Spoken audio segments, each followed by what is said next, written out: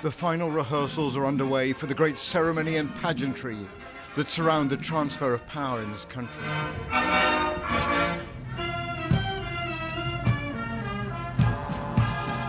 We are now less than 43 hours from the moment that the wild ride that has been the Trump presidency is over, and the troops are readying for a new commander-in-chief.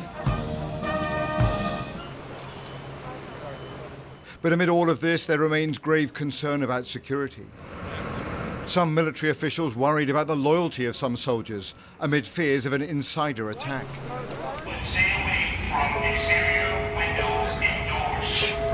That anxiety was clear when a security alert this morning led to a lockdown of Congress. Everyone's running from the Capitol grounds, with smoke rising in the background. That fire proved unrelated. But band members were evacuated, and the city remains on edge. FBI agents have been leveling fresh charges against the insurrectionists who we filmed storming Congress on January the 6th.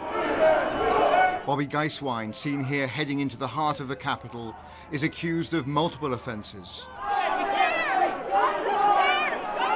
So too is Riley Williams, who we watched shepherding people up a staircase towards the office of the House Speaker, Nancy Pelosi.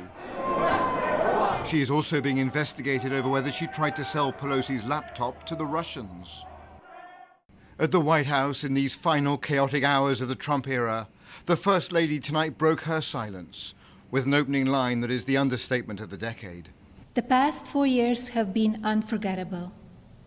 As Donald and I conclude our time in the White House, I think of all of the people I have taken home in my heart and their incredible stories of love, patriotism, and determination.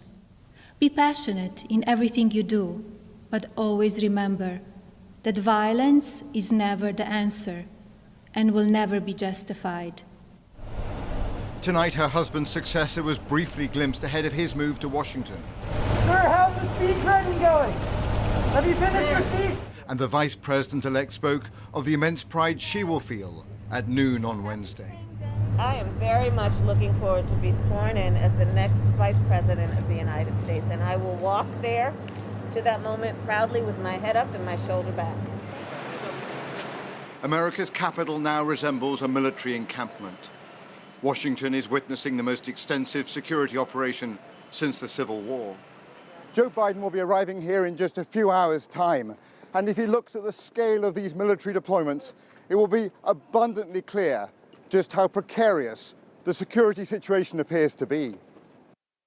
Those planning the inauguration ceremony on the National Mall are hoping that a display of patriotism, even without crowds, will send out across America a unifying message. Robert Moore, News at 10, Washington.